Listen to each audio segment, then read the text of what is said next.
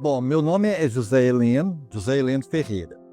Eu tenho 60 anos de idade, né? Eu nasci na zona rural, na região próxima aqui de Divinópolis. Mas eu moro em Divinópolis desde 1980.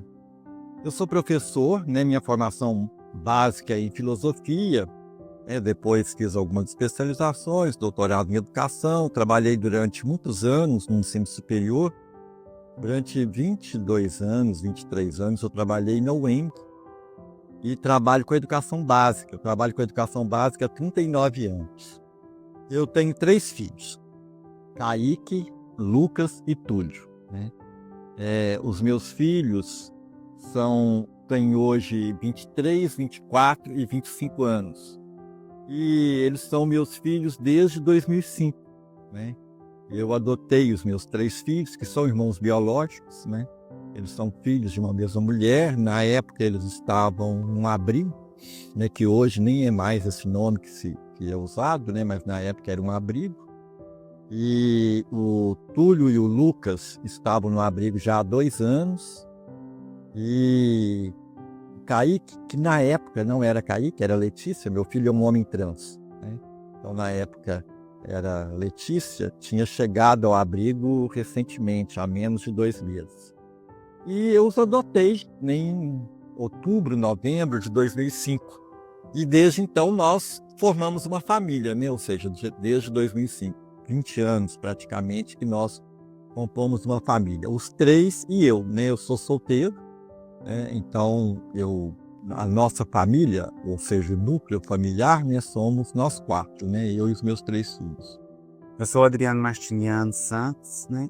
Tenho 49 anos, sou casado com Murilo Walter de Andrade. Nós temos um relacionamento de 27 anos, né? Sou pai de 2 filhos, Carlos, de 17, e Mateus, de 15 anos. Na verdade, eu sempre imaginei ter filhos, né? Filhos era uma coisa que eu não abriria mão de ter.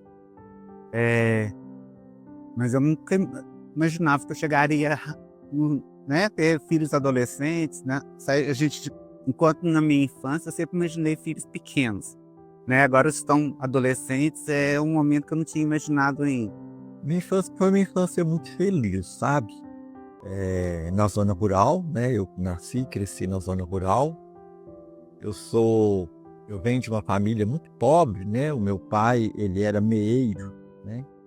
Meeiro é quem trabalha na terra, mas não tem a terra, né? Não tem a propriedade, né? Então ele trabalhava na terra, trabalhava para os outros, né? Um lavrador, né? E a minha mãe, nós morávamos na roça, minha mãe cuidava, né, da casa, da doméstica, e eu tenho 3 irmãs. Eu tive um irmão que morreu muito cedo e tenho 3 irmãs. Então as minhas lembranças mais antigas da infância são lembranças mesmo desse mundo rural, desse contato direto, né, com animais e com a natureza e com o cotidiano ali, né, da vida, né, na zona rural. Num local em que moravam apenas 2 famílias, né, então era um local muito, um local tipicamente rural, né, como hoje na nossa região já não se encontra tanto, né. Mas uma infância marcada, muito marcada também pelo afeto, sabe, assim, meu pai está vivo, é um homem de 87 anos, né, um homem que não é escolarizado. Aliás, a minha família, eu sou a primeira pessoa da minha família que que concluiu o ensino médio, para você ter uma ideia. E isso pensando na família, inclusive ampliada, né, primos, etc, etc. Meus pais não são escolarizados, meu pai nunca foi à escola, e então era uma infância em que eu não tive contato, né, com um ambiente alfabetizador, né, que é o termo que a gente usa hoje, né, com livros e tal. Mas eu eu penso que me marcou muito, assim, a figura de um pai muito amoroso, né. Eh, Imagina um homem que não é escolarizado, um homem que passou por situações muito difíceis na vida, trabalhou em carvoaria quando criança, e um homem extremamente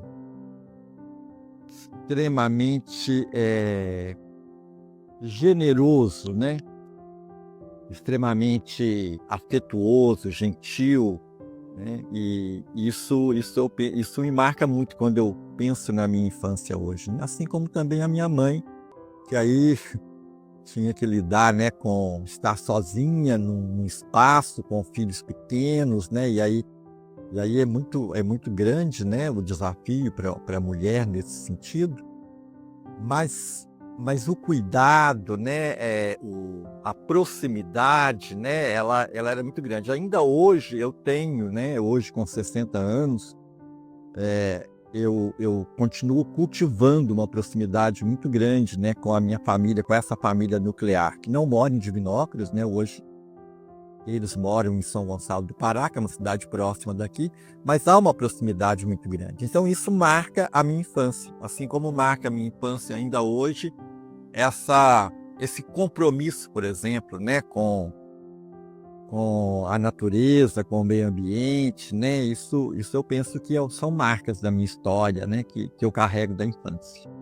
Minha adolescência foi bem complicada nesse sentido mesmo, porque um conflito interno, né, que a gente vive, né, uma vontade de ser o que a sociedade acha que você não deveria ser. Então, assim, a questão de família mesmo, então foi uma adolescência sofrida, eu diria assim, bem sofrida. Não, eu me sinto com sonhos realizados, né? Eu comecei a trabalhar com 17 anos, e assim, eu fiz uma evolução, né, da onde que eu saí até onde eu estou hoje. Então, assim, eu me sinto com sonhos realizados. Agora, os sonhos futuros é só que os filhos acabem de crescer, constituir família e sejam felizes, né? Há muitas, né? Foram muitas preocupações, foram.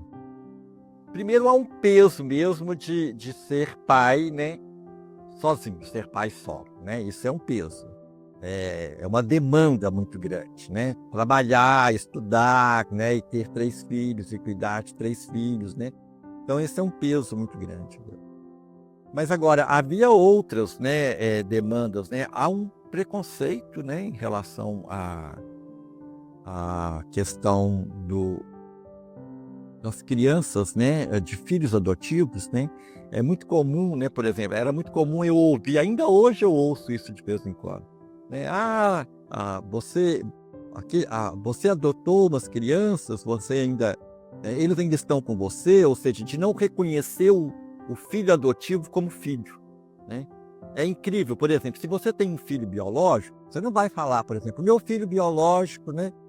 E as pessoas falem, ele é filho adotivo, né? O filho adotivo, ainda que a gente tenha avançado em relação a isso, do aspecto legal, né? Hoje no documento, por exemplo, você não tem mais essa caracterização, houve uma época que havia, mas ainda assim as pessoas adjetivam o filho adotivo, né? Ele é filho adotivo.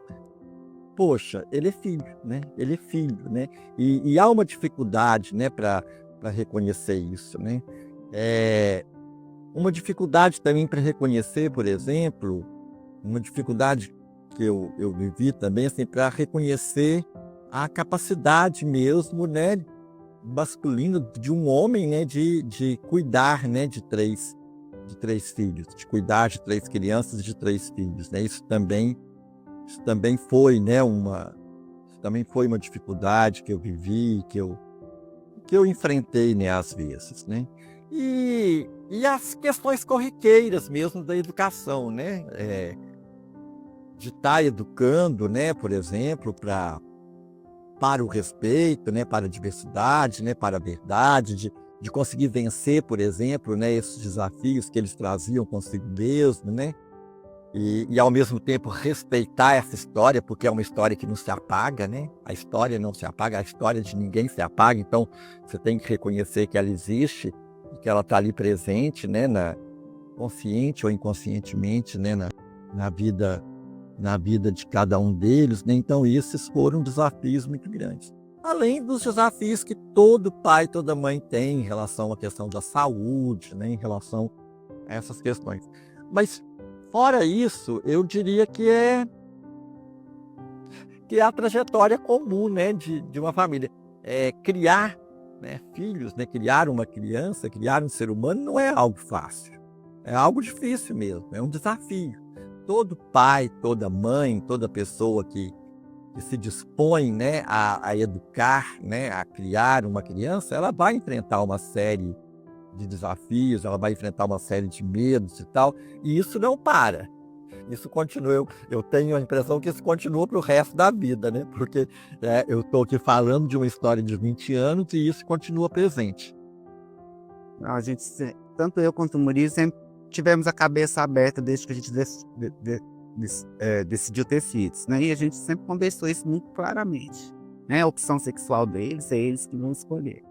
E a gente não vai interferir. Porque, tanto para mim quanto para o Murilo, foi um período difícil, né? Mesmo a família deles sendo muito liberal, né? Existe todo um preconceito que a gente sofria e ainda sofre na sociedade. Eu cheguei, né, e os conheci, eles eram crianças, um deles muito arredio, inclusive, né? Inclusive por causa mesmo das violências sofridas, muito arredio, não deixava chegar perto, não deixava socar, né? Mas eu sempre acreditei que o amor é uma construção. E acredito ainda hoje. Amor é construção. Não existe isso de você bater o olho em alguém e apaixonar, né? Você constrói o amor, né? Aí pensando inclusive em outros tipos, né, de relacionamento. Você constrói. Amor é construído, amor é construção. Você pode até, pensando, por exemplo, na relação amorosa mesmo entre homens e mulheres, mulheres e mulheres, você tem desejo e tal, mas amor é construção. Você constrói uma relação de amor e de afeto, né? Então, assim, não teve isso, né? Teve assim, eram 3 crianças e eu sabia que essa relação amorosa tinha que ser construída, né?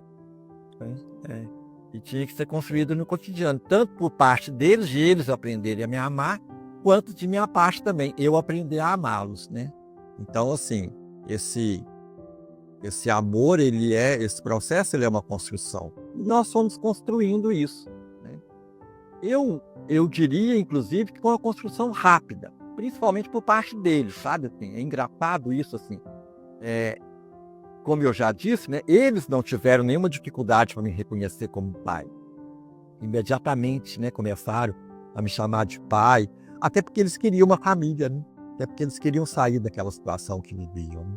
Então, isso foi muito forte, muito pesado.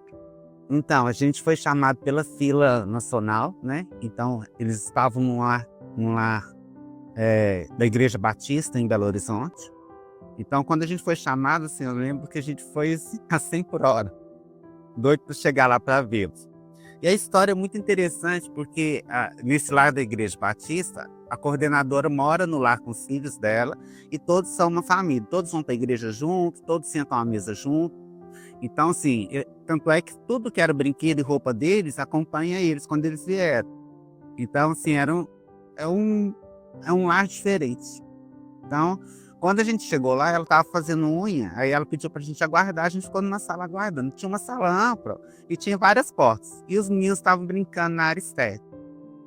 Aí eu sei que a gente não tinha visto foto dos meninos, sabíamos que eram 2 meninos, né? A gente ia no sítio social de lá, de Belo Horizonte, eles tinham contado a história, e a gente não tinha conhecido os meninos ainda. Aí o Matheus, que é o menor de 15 anos, chegou no canto, numa das portas assim, e sorriu pra mim. Aí eu falei assim, Murilo, aquele é o Matheus. Aí ele falou, vou ver se eu conto a emoção. Aí ele falou, como que você sabe que é o Matheus? Eu falei, é o Matheus. É o Matheus. Aí quando ela terminou de fazer a unha, a gente foi lá conhecer os meninos, era realmente o Matheus. E assim, eram essas coisas que acontecem que vêm de outras vidas, né? Então era realmente o Matheus. Assim, na hora eu não consegui me conter, eu chorei mesmo. Tive que sair despistado, porque foi muito emocionante, sabe? A questão dessa percepção minha, não sei por que isso aconteceu, de eu reconhecer o Matheus à distância. Aí o processo de adoção deveria durar 1 mês e meio, de aproximação deveria durar 1 mês e meio, 2 meses, né? Que a gente ia na psicóloga, a psicóloga atendia eles, a gente ficou com eles lá alguns dias, depois a gente saía para passear com eles numa tarde, voltava, depois ficou o dia todo. Aí o processo que era para durar 1 mês e meio, 2 meses, aí durou só 15 dias. Que aí a psicóloga e a coordenadora ligou pra gente e falou: ó, os meninos, vocês querem é isso mesmo? O que vocês estão achando? A gente, é isso mesmo. É porque os meninos estão prontos para ir, eles não querem ficar mais aqui, eles querem ficar com vocês o tempo todo. Eu não pude pegar licença, né? Eu peguei só os 5 dias, mas o Murilo pôde pegar licença, paternidade, e ele ficou mais tempo com eles. Então, ele ficava com eles no período da manhã, eu ia lá, buscava eles, levava para a escola, depois parava de trabalhar, voltava, pegava eles e a gente ia embora. E o Murilo, assim, ele conta que lá era tudo muito novo, tudo muito corrido. Aí lavando o uniforme com o Matheus sentado na perna dele. Então, assim, foi um período de adaptação. Eles eram muito agarrados na gente, assim, e foi um período bem prazeroso, esse período. Então, essa expectativa, essa cobrança, né, que às vezes as pessoas fazem, né, ou que expressam, isso sempre foi muito forte, né? Mas eu sempre tive comigo também a importância de não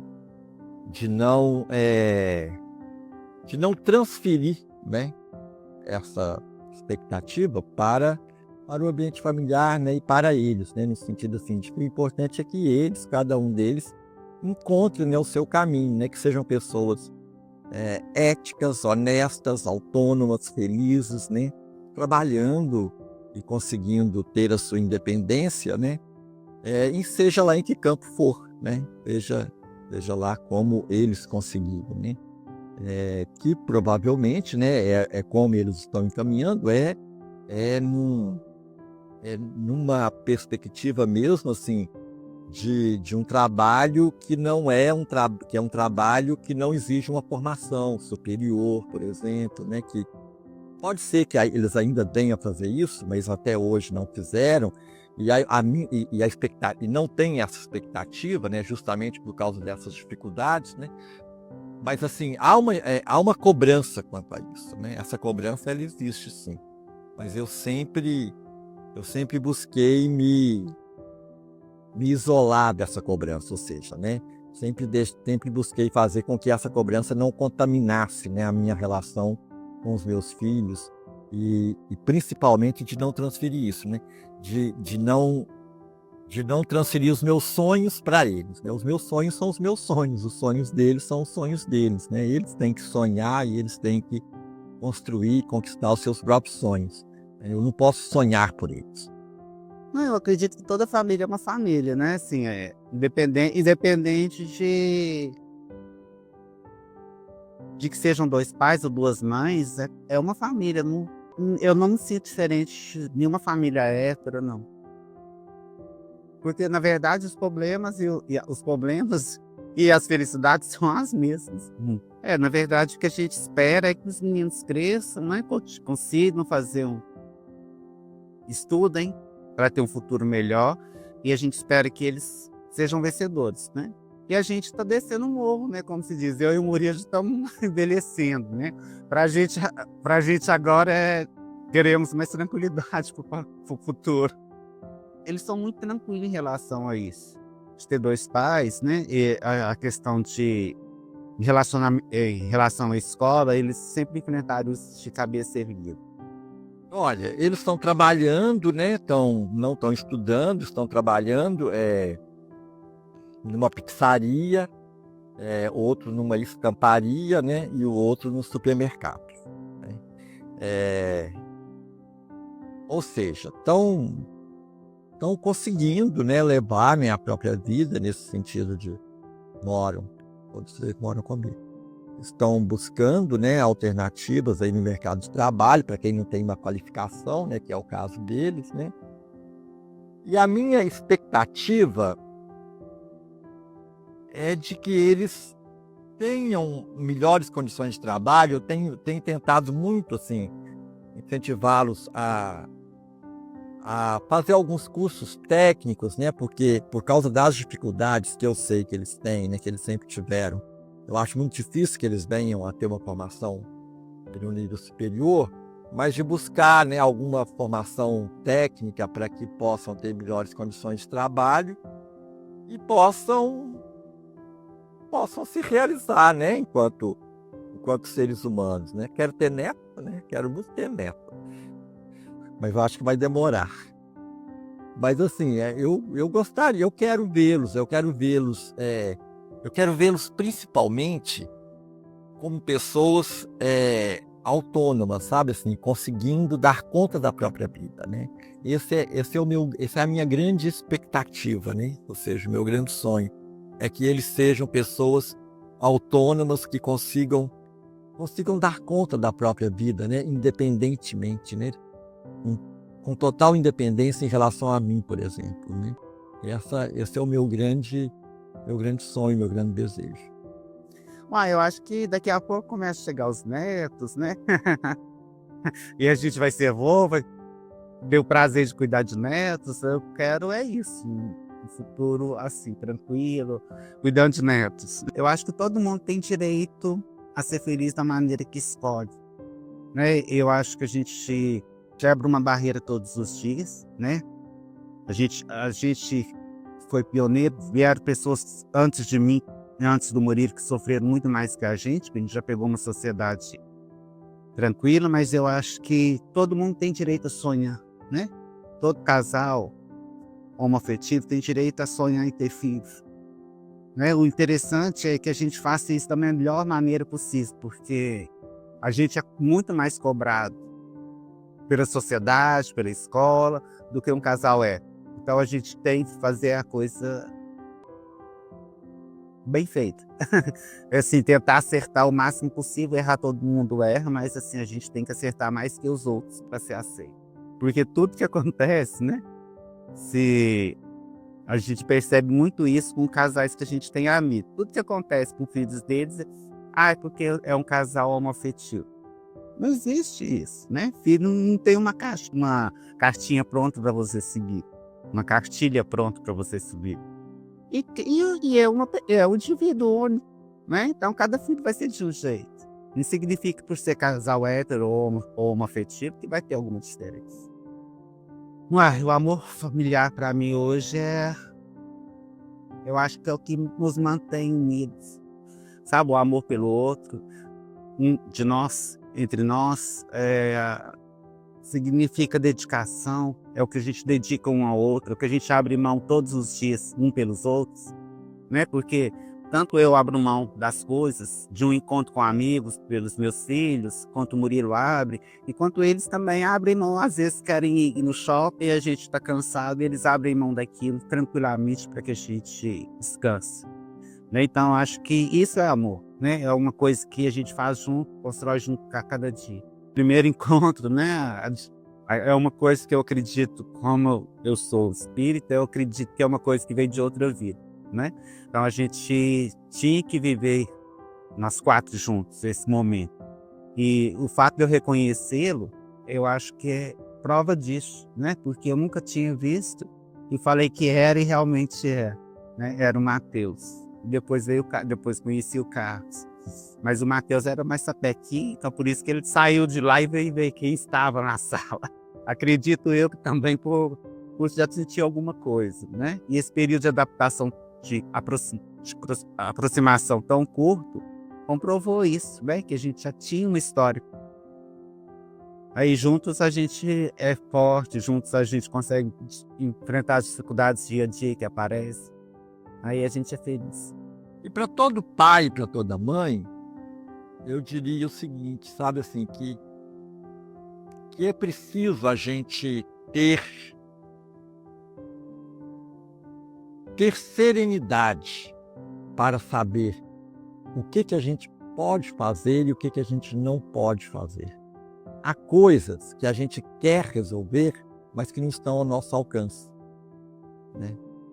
Que só pode ser resolvido pela outra pessoa, né? Há coisas que não estão no meu alcance, né? Eu posso estar à disposição, eu posso estar a serviço, eu posso acolher, eu posso estar aberto, mas a vida de cada um é a vida de cada um. Cada um é o responsável pela sua vida, né? E os caminhos que os seus filhos vão trilhar vão ser definidos e construídos por eles mesmos, não por você. Olha, O amor é a capacidade de estar a serviço. Amor é a capacidade de estar a serviço da outra pessoa, da sociedade, da comunidade. Amor é estar a serviço.